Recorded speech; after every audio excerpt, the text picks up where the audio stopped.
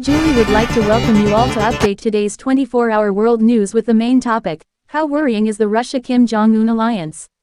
Kim Jong Un, North Korea leader, leaves on armored train for visit to Putin. North Korea's leader Kim Jong Un has started his journey to Russia for a summit with President Vladimir Putin. Photos shared by state media showed Mr. Kim waving from his armored train before departing Pyongyang.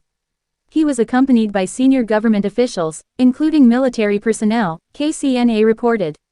The meeting between the two leaders is expected to take place as early as Tuesday local time. The Kremlin has confirmed that Mr. Kim will visit Russia.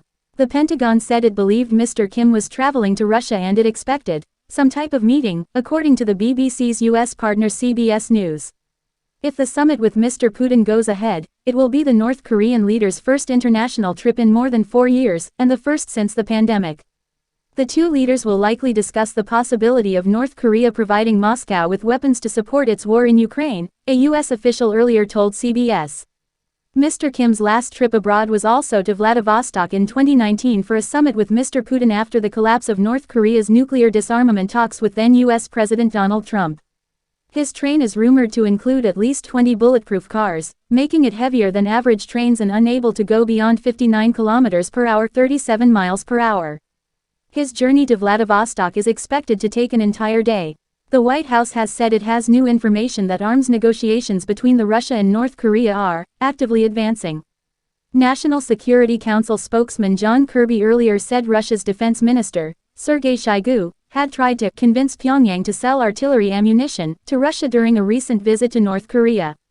Russia and North Korea each have things that the other country wants, according to Ankit Panda from the Carnegie Endowment for International Peace. What'll matter now is if both sides can find suitable prices they're willing to pay for the other's assistance, he told the BBC. Russia will likely ask North Korea for conventional arms, including artillery shells and rocket artillery munitions in exchange for food and raw materials, and continuing support at international forums like the United Nations, he said. This could open up the possibility of North Korea transferring more sophisticated weaponry to Russia to allow Moscow to maintain and backfill its own stocks of conventional weapons, he said. It is thought that Russia might need 122mm and 152mm shells because its stocks are running low, but it is not easy to determine North Korea's full artillery inventory given its secretive nature. Weapons on display at the meeting between Mr. Kim and Mr. Shoigu in July included the Hwasong intercontinental ballistic missile, believed to be the country's first ICBM to use solid propellants. It was the first time Mr. Kim had opened the country's doors to foreign guests since the COVID pandemic. How worrying is a Russia-Kim Jong Un alliance? North Korean leader Kim Jong Un's reported plans to visit Russia this month have caused concern among the U.S. and its allies. He and President Vladimir Putin intend to discuss the possibility of North Korea providing Moscow with weapons to support its war in Ukraine, U.S. officials say. On the surface, an arms deal between North Korea and Russia makes perfect transactional sense. Moscow desperately needs weapons, specifically ammunition and artillery shells, for the war in Ukraine, and Pyongyang has plenty of both. On the other side, sanction-starved North Korea desperately needs money and food. More than 3 years of border closures, not to mention the breakdown of talks with the United States in 2019, have left the country more isolated than ever before.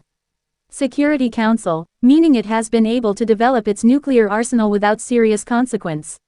North Korea provides Beijing with a useful buffer zone between itself and the U.S. forces stationed in South Korea, meaning it pays to keep Pyongyang afloat. But Pyongyang has always been uneasy about depending too much on China alone. With Russia on the hunt for allies, it gives Mr. Kim the chance to diversify his support network. And with Russia so desperate, the North Korean leader may feel he can wrangle even greater concessions from Moscow than he can Beijing.